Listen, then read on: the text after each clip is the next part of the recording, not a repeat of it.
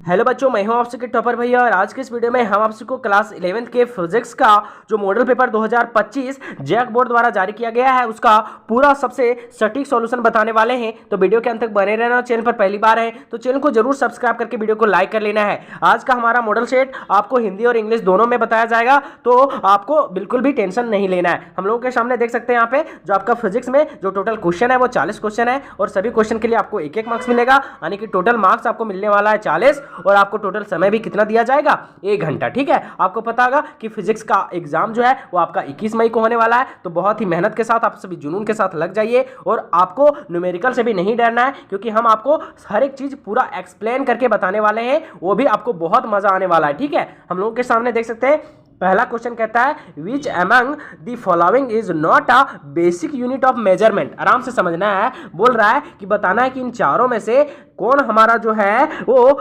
Basic unit of measurement नहीं है, यानी मेजरमेंट करने का, नाप तोल करने का हमारा बेसिक यूनिट इन चारों में से कौन नहीं है, यानी निम्नलिखित में से कौन मापन की मूल इकाई नहीं है ना। मूल इकाई हम लोग ऐसे ही बोल सकते हैं कि फंडामेंटल यूनिट है ना। इन चारों में से कौन हमारा फंडामेंटल यूनिट नहीं है वो हमको चूज करना है। तो टाइम हमारा फंडामेंटल यूनिट है, बेसिक यूनिट है, टेम्परेचर भी बेसिक यूनिट है, लेकिन हाँ मोमेंटम हमारा बेसिक यूनिट नहीं है। तो इसका सही आंसर हो जाएगा ऑप्शन नंबर सी, यानी कि मोमेंटम, यानी कि संवेग जो है वो हमारा मूल इकाई नहीं है। ठीक है, चलिए अगला क्वेश्चन है कि the dimensions of kinetic energy is same as that of. कहने का मतलब कि जो काइनेटिक एनर्जी का डायमेंशन फॉर्मूला होता है वो किसके समान होता है ना, यानी वो जो डायमेंशनल फॉर्मूला काइनेटिक एनर्जी का होगा सेम वही डायमेंशनल फॉर्मूला और किसका है इन चारों में से, यानी गतिज ऊर्जा का विमीय सूत्र जो है वो किसके समान है। क्या फोर्स के समान है? बिल्कुल नहीं। प्रेशर के समान है? बिल्कुल भी नहीं। हाँ, वर्क के समान है, यानी कि जो वर्क का डायमेंशनल फॉर्मूला होगा वही डायमेंशनल फॉर्मूला होता है किसका, काइनेटिक एनर्जी का, यानी जो कार्य का डायमेंशनल विमीय सूत्र होगा वही विमीय सूत्र होता है किसका, गतिज ऊर्जा का। तो इसका सही आंसर होगा कार्य, यानी कि वर्क, ऑप्शन नंबर सी। अगला क्वेश्चन है हम लोगों के सामने, कितना इजी क्वेश्चन है। देखिए हम हर एक मॉडल सेट आपको 5 मॉडल सेट दे रहे हैं, पता है कि नहीं। यदि आप अभी तक हमारा 5 मॉडल सेट नहीं देखें तो इसी वीडियो के डिस्क्रिप्शन में हमारे 5 मॉडल सेट का एक प्ले लिस्ट का बनाकर आपको लिंक दे दिए। आप आराम से उस लिंक पे क्लिक कीजिए और अपनी तैयारी को बेहतरीन कीजिए। हम जितना भी क्वेश्चन बताए थे तकरीबन आधा से ज्यादा क्वेश्चन इस मॉडल सेट में हूबहू है ना। ये सब भी क्वेश्चन हम आपको करा चुके हैं, इसलिए हम बोल रहे हैं। तो यदि आप हमारा 5 मॉडल पेपर जो हम दे रहे हैं आपको 100 और पिछले 5 साल का यानी 2019, 20, 21, 22, 23, 24 में क्या क्या पूछा गया था फाइनल ईयर में, कहीं इतना कंप्लीट कर लेते तो आपका 40 में से 40 आएगा। ये भाई पर आप भरोसा कीजिए और पूरी मेहनत के साथ अपनी तैयारी शुरू कर दीजिए, है कि नहीं। चलिए तीसरा नंबर क्वेश्चन क्या कहता है, कहता है a car accelerates from rest to 30 metre per second in 5 second, what is the acceleration. कहने का मतलब कि कोई एक कार है, कार मतलब एक यहाँ पे गाड़ी है, समझ लीजिए। वो कार जो है, वो गाड़ी जो है वो एक्सेलरेट्स करता है ना। क्या करता है, एक्सेलरेट करता है, यानी कि वो त्वरित होता है ना। कहां से, तो फ्रॉम रेस्ट से, यानी उसका इनिशियल वेलोसिटी हो जाएगा 0 मीटर पर सेकंड स्क्वायर है ना। और 5 सेकंड वो चलता है, कितना चलता है, 5 सेकंड, यानी टाइम है कितना, 5 सेकंड। तब उसका जो स्पीड बढ़ जाता है वो हो जाता है कितना, 30 मीटर पर सेकंड है ना, यानी उसका जो फाइनल वेलोसिटी यानी भी हो जाएगा कितना, 30 मीटर पर सेकंड। तो बोल रहा है उसका एक्सेलरेशन बताइए कितना होगा, यानी उसका हमको त्वरण पूछ रहा है। ठीक है, तो आपको डायरेक्ट फॉर्मूला पता है कि त्वरण जो होता है वो v बराबर u प्लस at है ना। यहाँ पे टाइम दिया है, हमारा u भी दिया है, हमारा v भी दिया है, तो बैठा देंगे। या फिर डायरेक्ट भी फॉर्मूला होता है एक्सेलरेशन का, डायरेक्ट उसी पर करते हैं ना, ये बराबर v minus u by T, ये भी होता है। तो हम लोग v का वैल्यू बैठाएंगे, ये का मतलब u का वैल्यू बैठाएंगे और t का वैल्यू बैठाएंगे। तो v का वैल्यू देखिए कितना है, तो v का वैल्यू है 30, u का वैल्यू कितना है 0, तो 30 माइनस 0 और टाइम है नीचे कितना 5, तो 30 में घटाएंगे 0 तो 30 रहेगा और 5 से काटेंगे 30 को आएगा 6, तो हमारा एक्सेलरेशन आ गया 6 मीटर पर सेकंड स्क्वायर, यानी ऑप्शन नंबर डी हम लोगों का क्या होगा, सही हो जाएगा। समझ में आ गया, यानी एक कार 5 सेकंड में विरामावस्था से 30 मीटर जो है वो पर सेकंड की गति पकड़ लेती है, तो इसका त्वरण कितना होगा, 6 मीटर पर सेकंड स्क्वायर। ठीक है, अगला क्वेश्चन हम लोगों के सामने है कि equation of motion is applicable to motion with. कहने का मतलब जो गति का समीकरण होता है, यानी इक्वेशन ऑफ जो मोशन होता है पर किस स्थिति में जो होगा वो गति पर लागू हो गई है ना, यानी किस कंडीशन में मोशन पर इक्वेशन ऑफ मोशन वर्क करता है, यानी कि काम करता है। तो इसका सही आंसर क्या होगा, क्या यूनिफॉर्म एक्सेलरेशन में, कांस्टेंट एक्सेलरेशन में, नॉन यूनिफॉर्म एक्सेलरेशन में, या फिर नन ऑफ दिस है ना। तो 4 का सही आंसर हो जाने वाला आपका यूनिफॉर्म एक्सेलरेशन, यानी ऑप्शन नंबर ए, यानी कि एक समान त्वरण हमारा हो जाएगा सही आंसर। ठीक है, अगला क्वेश्चन है 5वां नंबर, क्या कहता है, कहता है कि when a force is applied to an object in the direction of motion what happen to its acceleration.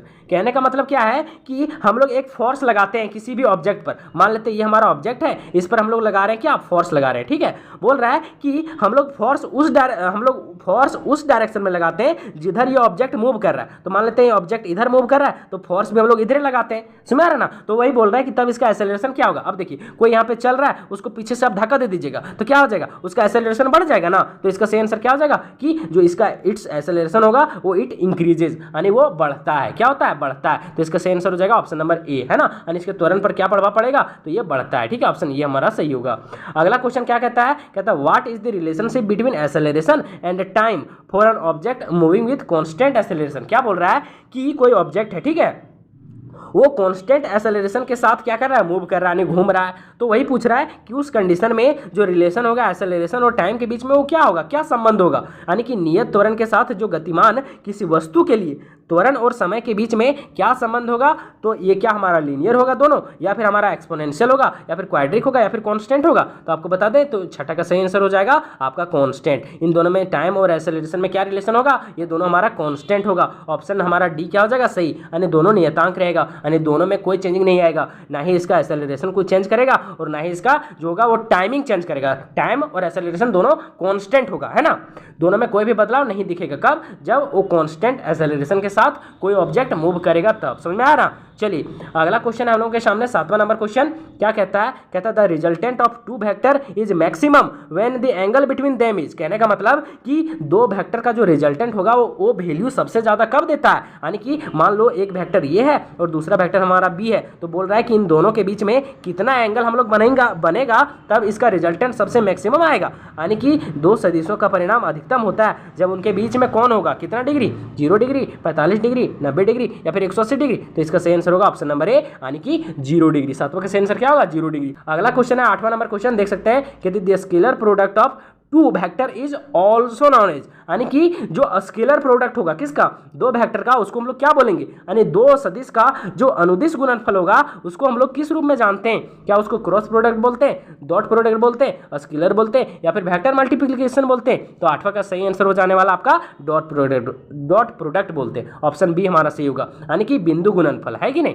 अगला क्वेश्चन हम लोगों के सामने है, क्या कहता है, what is the angle of projection of maximum range in projectile motion. कहने का मतलब कि जो आपका एंगल ऑफ प्रोजेक्शन होगा, है ना, वो मैक्सिमम रेंज इन प्रोजेक्टाइल मोशन के लिए कितना होगा। यानी कि जो आपका प्रक्षेप गति में अधिकतम क्षैतिज प्रयास के लिए जो प्रेक्षण का कोण होता है वो कितना होता है। यानी जो एंगल ऑफ प्रोजेक्शन होगा किसके लिए, मैक्सिमम रेंज के लिए, किस में, प्रोजेक्टाइल मोशन में, वो कितना डिग्री पर होगा। हम आपको बताएं कि जब किसी भी ऑब्जेक्ट को हम लोग 45 डिग्री पर कहीं फेंकते हैं तब उसका जो रेंज होगा वो सबसे मैक्सिमम होगा। समझ में आ रहा है ना। जैसे मान लो ये हमारा हॉरिजॉन्टल हमारा कंपोनेंट है, तो हम लोग ऑब्जेक्ट को यहां से कहीं फेंकते हैं इस एंगल पर, 45 डिग्री के एंगल पर, तो सबसे ज्यादा इसमें क्या होगा, प्रोजेक्टाइल मोशन होगा। समझ में आ रहा है। और इस एंगल को हम लोग बोलते हैं 45 डिग्री। हम आपको ये क्वेश्चन करा भी चुके हैं पहले, ठीक है। तो इसका सही आंसर क्या हो जाएगा हमारा ऑप्शन नंबर सी। अगला क्वेश्चन है, देख सकते हैं यहाँ पे हम लोगों के सामने 10 नंबर क्वेश्चन। क्या कहता है, कहता है कि which of the following quantities remains constant through projectile motion. हम आपको ये भी क्वेश्चन करा चुके हैं कि निम्नलिखित में से कौन भौतिक राशि जो होगी वो प्रोजेक्टाइल मोशन यानी कि प्रक्षेप गति के दौरान नियतांक रहेगी, यानी कि कांस्टेंट रहेगी। तो आपको पता है कि हॉरिजॉन्टल जो होता है आपका acceleration, horizontal component of acceleration वो हमारा कांस्टेंट होता है। तो यहाँ पे सिर्फ एक्सेलरेशन दिया है तो क्या फर्क पड़ता है, उसी को ठीक करेंगे। तो 10 का सही आंसर हो जाएगा ऑप्शन नंबर सी, यानी कि त्वरण हमारा क्या रहेगा, तो हमारा कांस्टेंट रहेगा। अगला क्वेश्चन हम लोगों के सामने कि Newton second law of motion is क्या होता है। तो न्यूटन का सेकेंड लॉ देता है हमारा F = dp/dt, है कि नहीं। यानी कि हमारा जो न्यूटन गति का दूसरा नियम से हमको F = dp/dt का इक्वेशन मिलता है, ठीक है। तो ऑप्शन ये हमारा क्या हो जाएगा, सही। अगला क्वेश्चन हम लोगों के सामने है, कहता है बॉल ऑफ मास m, कहता है स्ट्राइक्स अ रिजिड वॉल, कहता है विथ वेलोसिटी u, कहता है कि and rebounds with the same speed, कहता है the impulse imparted to a ball by the wall is. देखिए कितना इजी क्वेश्चन है। ये क्वेश्चन हम हूबहू आपको करा चुके हैं, जो हमारा रेगुलर वीडियो देख रहे हैं उनको तो पता होगा कि इसका आंसर क्या होगा। क्या बोल रहा है कि एक बॉल है, ठीक है, एक बॉल है, चलो मान लेते हैं एक बॉल है, इसका मास m है। क्या है, इसका मास m है। इसको क्या किया जाता है, स्ट्राइक किया जाता है, यानी फेंका जाता है। कहाँ, एक वॉल पर, रिजिड वॉल, यानी कि एक वॉल है यहाँ पे, उस पर क्या होता है, इस बॉल को यहाँ पे फेंका जाता है, ठीक है। चलो इस बॉल को यहाँ पे फेंकेंगे तो जाहिर सी बात है बॉल फेंकेंगे तो ये बाउंस बैक होगा ना, तो वही बोल रहा है कि ये फिर रिबाउंस होता है, यानी कि टकरा के वापस आता है। और लेकिन यहाँ पे कंडीशन है कि विथ सेम स्पीड, यानी कि जितना स्पीड से हम इसको फेंकते हैं यहाँ पे उतना ही स्पीड से यहाँ पे बाउंस बैक आता है, रीबाउंस होता है, यानी कि यहाँ से उछलता है उतना ही स्पीड से। तो बोलता है कि इसका जो इंपल्स इंपार्ट करेगा कौन, ये जो दीवार इस पर इंपल्स लगाएगा, मोमेंटम लगाएगा, वो कितना होगा, इंपल्स कितना होगा हमारा। तो आपको पता है कि जो इंपल्स का आपका जो फॉर्मूला होता है वो होता है आपका चेंज इन मोमेंटम, है ना, यानी मोमेंटम में कितना चेंज हुआ, यानी कि हम लोग बोल सकते हैं final momentum minus initial momentum, है ना। और आपको पता है फाइनल मोमेंटम मतलब कि हमारा जो m2 और v2, यानी कि हमारा जो सेकंड केस वाला, और माइनस हो जाएगा इनिशियल मोमेंट। इनिशियल मोमेंटम कहने का मतलब कि m1 और v1, यही ना हो जाएगा। अब देखिए यहाँ पे हमारा एक ही ऑब्जेक्ट है, तो मास m2 रहे चाहे m1 रहे दोनों सेम रहेगा, यानी मास उसका m हो जाएगा, है ना। और वेलोसिटी जितना हमारा v1 था उतना हमारा v2 था, तो वेलोसिटी भी सेम है, तो इसको भी m भी मानेंगे। m भी माइनस हमारा हो जाएगा क्या, m भी। इसमें आ रहा कुछ क्या बोलना चाह रहे हैं। सो चलिए अब देखिए यहाँ पे अब सोचिएगा कि एम भी माइनस एम भी दोनों खत्म हो जाएगा, लेकिन आप देखिए जो हमारा वेलोसिटी होगा जब बाउंस बैक होगा, जब हमारा दीवार से टकरा के उल्टा आएगा, तब उस टाइम वेलोसिटी हमारा क्या हो जाएगा, नेगेटिव हो जाएगा, यानी हमारा जो P2 है, यानी कि जो हमारा फाइनल मोमेंटम हो जाएगा वो क्या हो जाएगा, माइनस हो जाएगा। अब माइनस एम भी और माइनस एम भी बताइए क्या हो जाएगा, तो दोनों जुड़ जाएगा और बन जाएगा -2mv। समझ में आया, ये क्वेश्चन हम आपको करा चुके हैं, तो इसका आंसर होगा option number D. Option number D हम लोगों का क्या हो जाएगा, सही। समझ में आया ना कैसे बनाए। सो अगला हम लोगों का 13 नंबर क्वेश्चन कहता है कि लुब्रिकेशंस इज यूज्ड टू, है ना, यानी कि जो स्नेहन का उपयोग हम लोग जो करते हैं वो क्यों करते हैं, एक तरह से यानी स्नेहन का उपयोग किया जाता है किसके लिए। तो आपको पता है कि स्नेहक हम लोग लगाते हैं घर्षण को कम करने के लिए। क्यों लगाते हैं, घर्षण को कम करने के लिए। तो इसका सही आंसर क्या हो जाएगा, डिक्रीज द फ्रिक्शन, है ना। तो ऑप्शन नंबर बी हम लोग का सही होगा, यानी कि जो हम लोग स्नेहन होता है उसका उपयोग करते हैं घर्षण को कम करने के लिए। ऑप्शन बी हम लोग का क्या होगा, सही होगा। ठीक है, अगला क्वेश्चन देख सकते हैं 14 नंबर क्वेश्चन क्या कहता है, कहता है force of 10 newton act on a body of mass 1 kg, कहता है then the acceleration produced of a body. कितना सिंपल क्वेश्चन बोल रहा है कि क्या है ना कि एक बॉडी है, एक हमारा क्या है बॉडी, उसका मास कितना है, उसका द्रव्यमान है 1 kg, कितना है, इस बॉडी का द्रव्यमान 1 kg। बोल रहा है कि इस पर जो फोर्स लग रहा है ना वो लगता है 10 न्यूटन का। इस पर कितना बल लगाते हैं, 10 न्यूटन का। तो बोल रहा है कि इसका त्वरण यानी कि हमारा ये का वैल्यू क्या होगा, वही ना बोल रहा है, कहता है 1 किलोग्राम द्रव्यमान वाले पिंड पर 10 न्यूटन का बल कार्य करता है, तो पिंड का त्वरण क्या होगा, तो इसका त्वरण क्या होगा। तो हमको ये बोल रहा है ना, ये ना बोल रहा है, और हमको दे दिया है मास, यानी कि हमको दे दिया एम का वैल्यू कितना है, एम मास कितना है हमारा, देख लीजिए 1 kg है, और हम लोग को क्या दिया है, फोर्स यानी एफ का वैल्यू कितना दिया है, 10 न्यूटन। हमको पूछ रहा है क्या, ये यानी एक्सेलरेशन। अब इन तीनों में रिलेशन आपको नहीं पता है कि एफ बराबर एम ए होता है, क्या बोलता है, एम ए होता है, यानी ये बराबर हम लोग लिख सकते हैं एफ बाय एम। अब एफ हमारा फोर्स कितना है, 10 न्यूटन, मास कितना है 1 kg, तो 10/1 10 ना होगा, यानी इस पर जो एक्सेलरेशन होगा वो 10 मीटर पर सेकंड स्क्वायर हो जाएगा, यानी ऑप्शन नंबर बी हमारा सही होगा। देखिए है हल्का सा भी टफ है न्यूमेरिकल, अरे बहुत ईजी यार, आपका ये भाई बोला है मतलब कि ईजी ही पूछेगा। अब एग्जाम देके आइएगा ना, अभी लग रहा होगा कि भैया अभी तो फुसला रहे हैं, नहीं, आप एग्जाम देके आइएगा, उसके बाद हम आपसे तो मिलेंगे ही, है ना, लाइव तो मिलेंगे ही, उस टाइम देखिएगा, बोलिएगा हाँ भैया जो बोल रहे थे वही आया, है ना। 15 नंबर क्वेश्चन कहता है relationship between kinetic energy and momentum of a body mass M is. कहने का मतलब क्या है कि एक बॉडी जिसका मास है कितना एम, तो बोल रहा है कि उसके काइनेटिक एनर्जी और मोमेंटम में क्या रिलेशन होगा, है ना, यानी द्रव्यमान एम वाले एक पिंड के लिए जो गतिज ऊर्जा यानी के और जो उसका संवेग होगा पी, उसमें से क्या संबंध होता है। तो आपको पता होगा ये सिंपल सही सब तो याद करने वाला है ना। तो इसका 15 का सही आंसर क्या हो जाएगा आपका कि k = p²/2m, है ना, यानी k = क्या हो जाएगा p²/2m। ठीक है, तो इसका सही आंसर हो जाएगा आपका ऑप्शन नंबर डी। इसको याद करना है थोड़ा सा, है ना, तो इसका सही आंसर क्या हो जाएगा ऑप्शन नंबर डी। ठीक है, चलिए अगला क्वेश्चन है 16 नंबर क्वेश्चन की what will be the kinetic energy of an object when its velocity is tripled. क्या बोल रहा है कि एक ऑब्जेक्ट है, क्या एक ऑब्जेक्ट है, इसका वेलोसिटी को हम लोग 3 गुना कर दे रहे हैं, इसका वेलोसिटी कितना कर दे रहे हैं, 3 गुना, 3 भी कर दे रहे। तो बोलता है कि इसका काइनेटिक एनर्जी में क्या चेंज पड़ेगा, यानी कि किसी वस्तु का वेग 3 गुना होने पर उसकी गतिज ऊर्जा क्या हो जाएगी, है ना। तो आपको पता है कि जो काइनेटिक एनर्जी का फॉर्मूला होता है, काइनेटिक एनर्जी का फॉर्मूला होता है क्या, 1/2 mv² है ना होता है।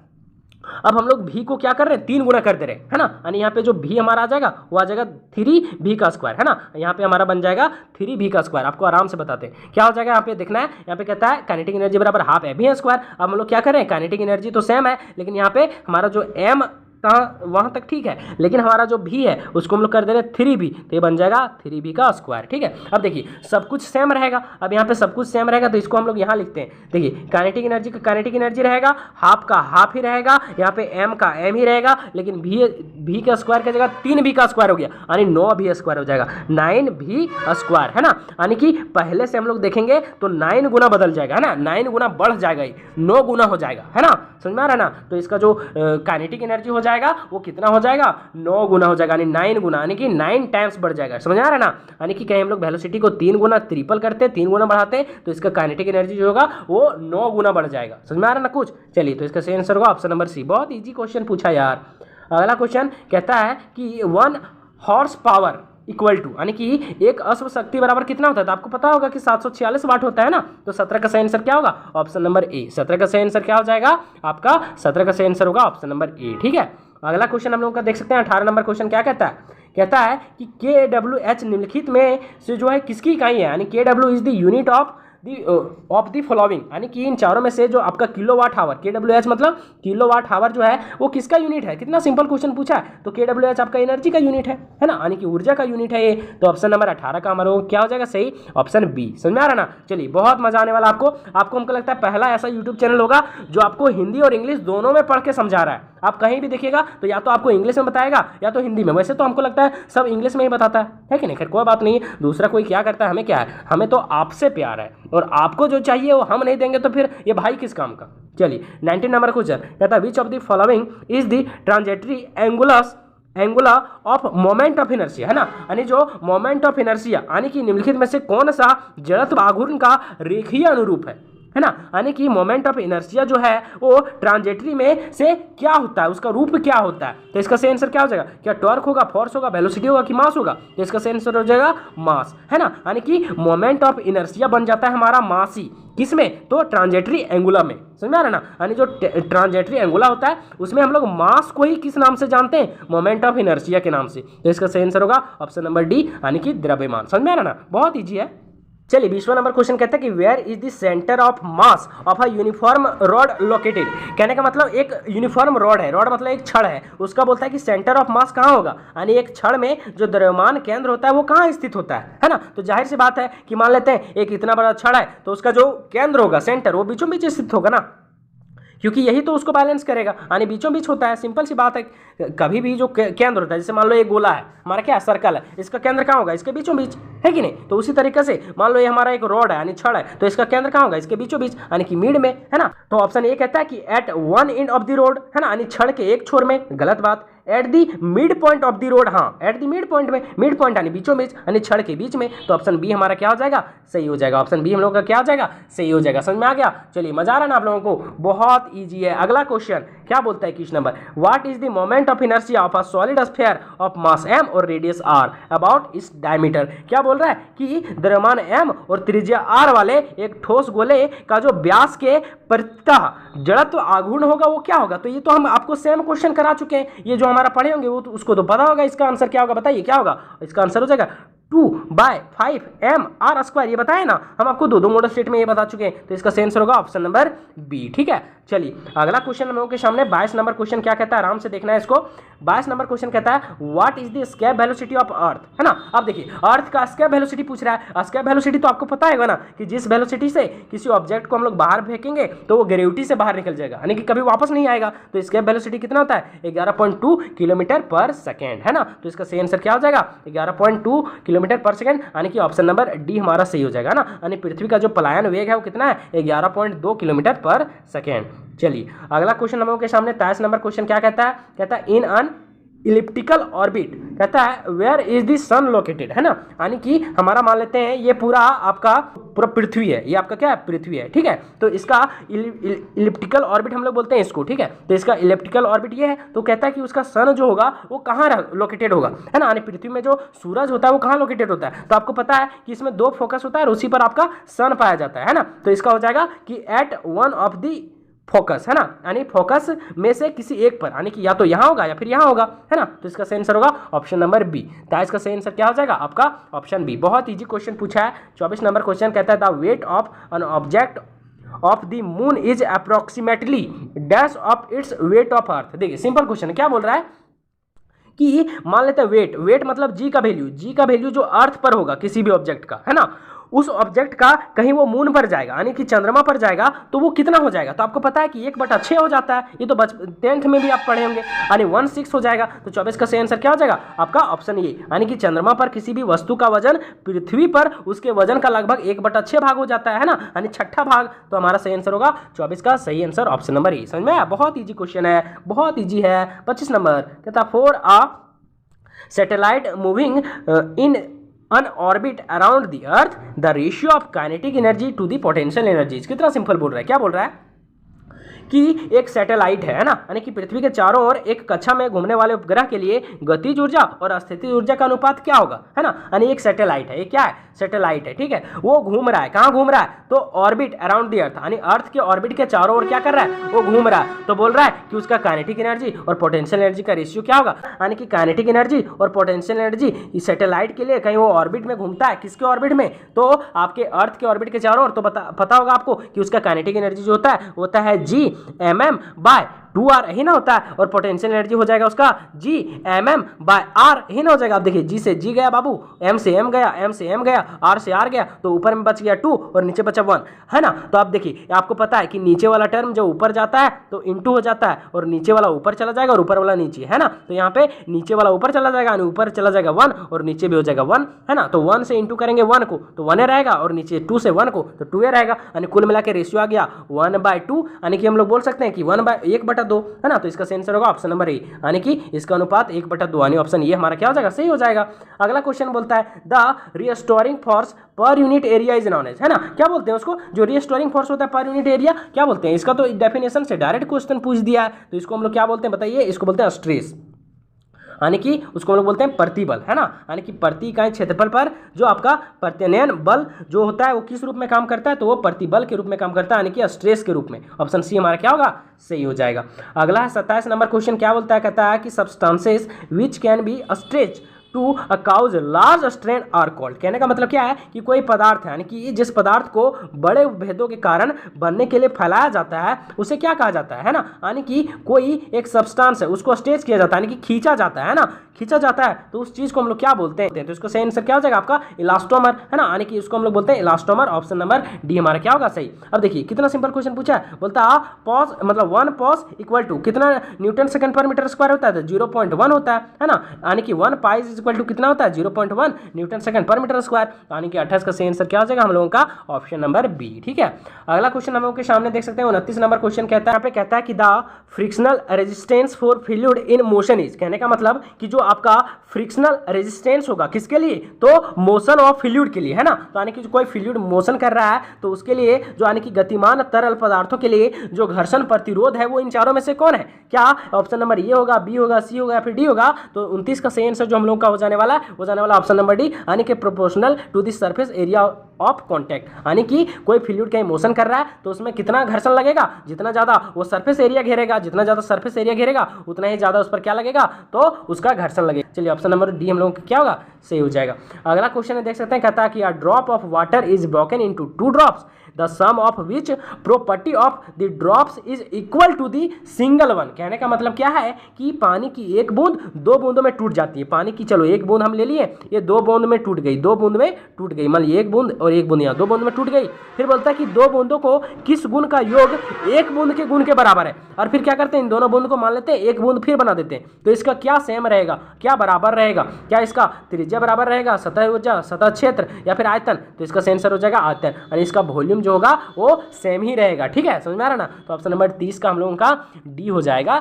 सही। अगला क्वेश्चन हम लोगों के सामने 31 नंबर क्वेश्चन क्या बोलता है, कहता है यहाँ पे देख सकते हैं 31 नंबर क्वेश्चन है, यहाँ पे हमारा ऊपर है, कहता है कि when a water is heated from 0 degree Celsius to 4 degree Celsius, कहता है द वॉल्यूम ऑफ वाटर क्या होगा। कहने का मतलब जब पानी को 0 डिग्री सेल्सियस से 4 डिग्री सेल्सियस तक गर्म करते हैं तो पानी का आयतन क्या होगा। देखिए आपको पता होगा कि यहाँ पे जब भी हम लोग गर्म करते हैं किसको, इधर हमारा टेम्परेचर, इधर हमारा वॉल्यूम है, ठीक है। अब पानी को हम लोग जब गर्म करते हैं कहाँ से, 0 डिग्री सेल्सियस से 4 डिग्री सेल्सियस, तो आपको पता है कि 0 डिग्री सेल्सियस से 4 डिग्री सेल्सियस में इसका वॉल्यूम इधर घटता है, और जैसे 4 डिग्री सेल्सियस से मान लेते हैं यहाँ 4 डिग्री सेल्सियस है, तो इससे जैसे ही हम लोग 5 डिग्री, 6 डिग्री, 7 डिग्री करेंगे तो इसका वॉल्यूम बढ़ेगा, यही ना होता है ग्राफ। तो यहाँ पे बोल रहा है कि 0 से 4 डिग्री सेल्सियस कर रहे हैं गर्म, ठीक है, तो इसको हीट कर रहे हैं, तो पूछ रहा है कि जो वॉल्यूम ऑफ वाटर होगा वो क्या होगा, क्या घटेगा कि बढ़ेगा। तो देखिए 0 डिग्री से 4 डिग्री सेल्सियस में करेंगे तो ये घटेगा, क्या होगा, घटेगा। हाँ, बोलता है कि 4 डिग्री से 8 डिग्री तब बढ़ता, लेकिन यहाँ बोल रहा है 0 से 4, तो 0 से 4 में डिक्रीज करेगा, घटेगा। तो ऑप्शन नंबर बी हम लोगों का क्या हो जाएगा, सही हो जाएगा, यानी कि कम हो जाती है, ठीक है। तो इसका सही आंसर क्या हो जाएगा आपका ऑप्शन नंबर बी। समझ में आ रहा है ना क्या बोलना चाह रहे हैं सब। अब देख सकते हैं 32 नंबर क्वेश्चन कहता है कि the absorptive power of a perfectly black bodies, यानी कि कोई ब्लैक बॉडी है, ठीक है, कोई क्या है, एक ब्लैक बॉडी है जिसका जो एब्जॉर्प्टिव पावर होता है वो कितना होता है। तो आपको पता है कि कोई ब्लैक बॉडी है तो एब्जॉर्ब करने का जो उसका पावर होता है वो मैक्सिमम होता है ना, यानी कि पूर्णतः जो कृषिका की अवशोषण शक्ति जो होता है वो सबसे ज्यादा, और सबसे ज्यादा मतलब 1 होता है ना, यानी कि पूरी अवशोषित कर लेगा ये, ठीक है। ऑप्शन सी हम लोग का क्या हो जाएगा, सही। अगला क्वेश्चन बोलता है कि the zeroth law of thermodynamics lead to the concept of, यानी जो जीरोथ लॉ होता है थर्मोडायनेमिक्स का वो हमको किस चीज का कॉन्सेप्ट देता है, क्या चीज बताता है, यानी कि जो उष्मागतिकी का जो शून्य कोटि नियम होता है निम्नलिखित में से जो किस अवधारणा की ओर जो होते हैं हमको ले जाती है, क्या इंटरनल एनर्जी की ओर, हीट एनर्जी की ओर, प्रेशर की ओर, या फिर टेम्परेचर की ओर। तो हमारा जो 33 का जो सही आंसर हो जाने वाला है वो किसकी ओर ले जाती है, बताइए हमको जल्दी से, ये तो इजी क्वेश्चन है। तो 33 का जो सही आंसर हो जाने वाला है वो जाने वाला है आपका टेम्परेचर की ओर, ऑप्शन नंबर डी, यानी कि तापमान के बारे में हमको कॉन्सेप्ट देती है, किसका कॉन्सेप्ट देती है, तापमान का, टेम्परेचर का। अगला क्वेश्चन हम लोग के सामने 34 नंबर क्वेश्चन कहता है first law of thermodynamics lead to, क्या बताता है, उष्मागतिकी का जो पहला नियम होता है वो क्या बताता है, तो वो बताता है कि जो टोटल यूनिवर्स का जो एनर्जी होता है वो हमेशा कांस्टेंट होता है, ये ना बोलता है हमको, यानी कि जो कंजर्वेशन ऑफ एनर्जी के बारे में बताता है, यानी कि यूनिवर्स का एनर्जी जो होता है वो ना ही इंक्रीज होगा और ना ही डिक्रीज होगा, यानी उसमें से कोई भी चेंजिंग नहीं आता है, समझ में आ रहा है ना, यानी कि ऊर्जा का संरक्षण के बारे में बताता है उष्मागतिकी का पहला नियम, समझ में आ रहा है, यानी ऑप्शन नंबर सी हम लोग का क्या होगा, सही। अगला क्वेश्चन है 35 नंबर क्वेश्चन की SI unit of universal gas constant R, है ना। देखिए यूनिवर्सल गैस कांस्टेंट आप पढ़े होंगे आइडियल गैस इक्वेशन, जहाँ पे पी भी इक्वल टू होता है nRT। तो यहाँ पे पूछ रहा है कि आर का हमारा जो होगा यूनिट, है ना, यानी कि आर का जो इकाई होगा वो क्या होगा। तो आपको पता है कि इसका जो इकाई होता है वो क्या हो जाएगा, आपका हो जाएगा जूल पर मोल पर केल्विन, ऑप्शन नंबर बी हम लोग का क्या हो जाएगा, सही हो जाएगा। यानी सार्वभौमिक गैस नियतांक आर का जो एसआई यूनिट होता है, इकाई होता है, वो क्या हो जाएगा, जूल पर मोल पर केल्विन, ठीक है, ऑप्शन बी। अगला क्वेश्चन है 36 नंबर कि in monoatomic gas molecule degree of freedom is, कहने का मतलब क्या है कि मोनो एटॉमिक गैस मॉलिक्यूल में जो डिग्री ऑफ फ्रीडम का वैल्यू होता है वो कितना होता है, यानी एक परमाणु गैस अणुओं में जो स्वतंत्रता की कोटियां होती है उसका वैल्यू कितना हो जाएगा, ऑप्शन नंबर बी 3 हो जाएगा, कितना हो जाएगा 3। ये तो याद करने वाली चीज़ है, इसमें तो कोई कॉन्सेप्ट है ये नहीं है। अगला क्वेश्चन देख सकते हैं 37 नंबर, क्या कहता है what is the time period of a pendulum that complete 10 oscillation in 20 second. कहने का मतलब कि क्या है ना कि एक पेंडुलम है, क्या है, एक पेंडुलम वो 20 सेकेंड में 10 ऑसिलेशन पूरा करता है, यानी कि मान लेते हैं यहाँ पे एक पेंडुलम है, ठीक है, एक पेंडुलम है वो 20 सेकेंड में 10 ऑसिलेशन पूरा करता है, यानी कि यहाँ से यहाँ तक वो 10 बार होता है, 10 बार ऑसिलेट करता है, और उसको लगता है टोटल कितना टाइम, 20 सेकेंड, है ना, यानी कि 20 सेकेंड में 10 दोलन पूरा करने वाले लोलक की समय अवधि, यानी टाइम पीरियड पूछ रहा है ना, यानी कि मान लो एक हमारा यहाँ पे लोलक है वो क्या कर रहा है, तो 10 बार ऑसिलेशन कर रहा है और उसको लग रहा है कितना, 20 सेकेंड, तो बोलता है उसका टाइम पीरियड क्या होगा। और टाइम पीरियड हम लोग कैसे निकालते हैं, हम लोग एक बार, है ना, एक बार ऑसिलेट, यानी कि एक बार इस लोलक को यहाँ से यहाँ तक जाने में जो टाइम लगता है उसी को ना हम लोग बोलते हैं कि टाइम पीरियड। कहने का मतलब क्या है कि हमको निकालना है कि एक ऑसिलेशन में उसका कितना टाइम होगा, वही उसका टाइम पीरियड है। अब देखिए यहाँ पे आराम से समझना है, 10 ऑसिलेशन में उसको लग रहा है कितना, 20 सेकेंड, यही ना लग रहा है, तो एक ऑसिलेशन में उसको कितना समय लगेगा ही निकालना है, तो एक ऑसिलेशन में उसको लगेगा कितना, 20/10 सेकेंड, है ना, तो इसका हो जाएगा 10 दूनी 20, यानी हो जाएगा इसका 2 सेकेंड, यानी एक ऑसिलेशन पूरा करने में उसको कितना टाइम लगेगा, 2 सेकेंड, और एक ऑसिलेशन में जितना वो टाइम लगेगा उसी को तो टाइम पीरियड बोलते हैं, तो इसका सही आंसर हो जाएगा 2 सेकेंड, यानी ऑप्शन बी। समझ आ रहा ना। चलिए अगला क्वेश्चन कहता है 38 number what is the SI unit of frequency. कितना सिंपल है, आवृत्ति का एसआई यूनिट क्या होता है, हर्ट्ज होता है, ऑप्शन ये हर्ट्ज। चलिए अगला क्वेश्चन है 39-40, बस 2 क्वेश्चन बचा है, देख लीजिए। Which of the following is an example of transverse wave. Simple सा है, ट्रांसवर्स वेव कौन है, क्या साउंड वेव है, लाइट वेव है, आपका अर्थक्वेक वेव है, या फिर नॉन ऑफ वेव। तो सिंपल आप पढ़े बचपन से कि light wave is a transverse wave, यानी प्रकाश का तरंग जो है लाइट वेव है वो एक तरह का क्या है हमारा transverse wave, option number B हमारा क्या होगा, सही होगा। लास्ट नंबर क्वेश्चन क्या कहता है, कहता है कि the maximum displacement of a particle from its equilibrium position to a wave is called. कहने का मतलब क्या है कि जो मैक्सिमम डिस्प्लेसमेंट होता है एक पार्टिकल्स का, यानी कि मान लेते हैं यहाँ पे एक हमारा दोलन कर रहा है कोई लोलक, ठीक है, तो बोलता है कि इसका जो मैक्सिमम डिस्प्लेसमेंट होगा, क्या होगा, इसका मैक्सिमम डिस्प्लेसमेंट किसी पार्टिकल्स का कहाँ, तो इक्विलिब्रियम पोजीशन से, तो इस पोजीशन को बोलते हैं ना इक्विलिब्रियम पोजीशन, और इस पोजीशन से जो वेव का जो आपका मैक्सिमम डिस्प्लेसमेंट होगा उस चीज को हम लोग क्या बोलेंगे, तो हम लोग यहां से डिस्प्लेसमेंट यहां तक, यहीं तक ना होगा, या फिर इधर से डिस्प्लेसमेंट यहां तक होगा, तो इस चीज को हम लोग क्या बोलते हैं, तो आपको पता है कि इस चीज को हम लोग बोलते हैं एम्पलीट्यूड, क्या बोलते हैं, आयाम बोलते हैं ना, इसी को ना बोलते हैं यहां से यहां तक आयाम, या फिर यहां से यहां तक आयाम, तो ये इक्विलिब्रियम है और यहां से यहां तक को बोलते हैं एम्पलीट्यूड, तो इसका आंसर होगा ऑप्शन नंबर बी। आपको मॉडल सेट कैसा लगा कमेंट में जरूर बताएं।